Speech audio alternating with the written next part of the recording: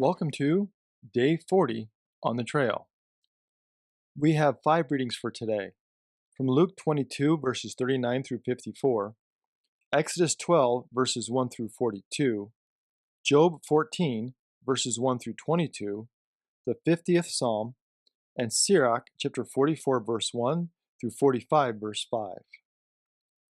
I would like to begin today in Psalm 50, beginning in verse 16, which reads, "But to the wicked God says, 'What right have you to recite my statutes, or to take my covenant on your lips? For you hate discipline, and you cast my words behind you. You make friends with a thief when you see one, and you keep company with adulterers. You give your mouth free rein for evil, and your tongue frames deceit. You sit and speak against your kin. You slander your own mother's child.'" This is a common sentiment found throughout the Hebrew Bible. The question being asked here is, do we really want to be righteous and to seek justice, or to just look like we do? Are our religious practices meaningful and sincere, or are they just a way of continuing to hold God at a distance? After all, it is much easier to deal with our outward appearance than it is to deal with our inward selves.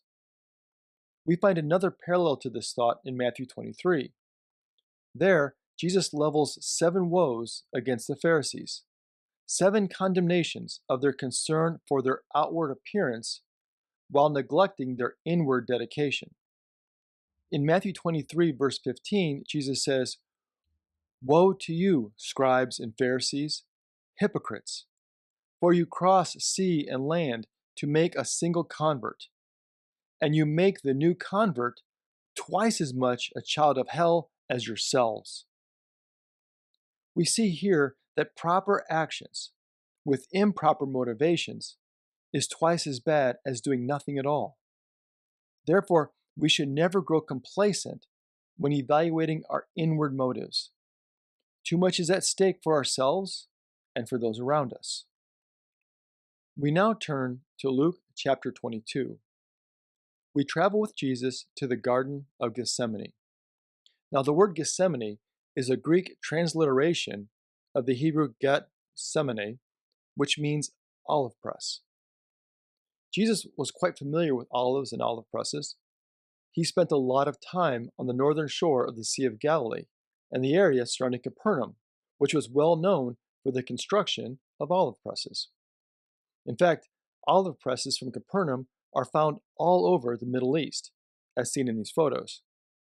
Ancient olive presses were based on a fairly simple technology. You would load fresh olives into large stone basins or into the top of a stone funnel, and then you would use a handle to roll a large stone to crush, press, and squeeze the olives under the weight of these great millstones. Jesus could smell the pure oil being squeezed from the pulp beneath the enormous weight of the beams and the presses. And now, on this night in Gethsemane, Jesus looks to his closest friends for support as he feels the weight of the world pressing down on him. He faces genuine pain. His struggle is real. Luke records that Jesus' sweat became like drops of blood, like a great weight is being crushed down on him, like the olives that were crushed under those huge stones in the olive presses of Capernaum. Jesus is being crushed under the weight of the hours that lay ahead of him. He could see the heavy millstone of rejection that awaited him. He could see the beam of the cross that would crush his back. Jesus knows what lies ahead. They had all seen crucifixions, hundreds of them along the road. But there was a heavier weight that Jesus had to bear. From Gethsemane to Golgotha, the sin of the entire world was pressing down on him, sitting squarely on his shoulders. He knows that he'll be separated from the Father as he had never experienced before. So in Gethsemane, Jesus prays, straining under the pressure like olives in a basket, crushed until sweat flows like drops of blood, shed for us. And to make the load even heavier, the friends that he brought with him for support are sleeping. Throughout our lives, we may ask, does Jesus know what it is like to feel the pain that I feel? Does Jesus really know what it is like for me? In the Garden of Gethsemane, we find our answer. Jesus knows what it is to suffer and to feel the crushing weight that life can place on our shoulders. In Hebrews chapter 2, verse 18, we read, "Because he himself was tested by what he suffered, he is able to help those who are being tested." Jesus not only understands, but he meets us in our weakest and most difficult moments.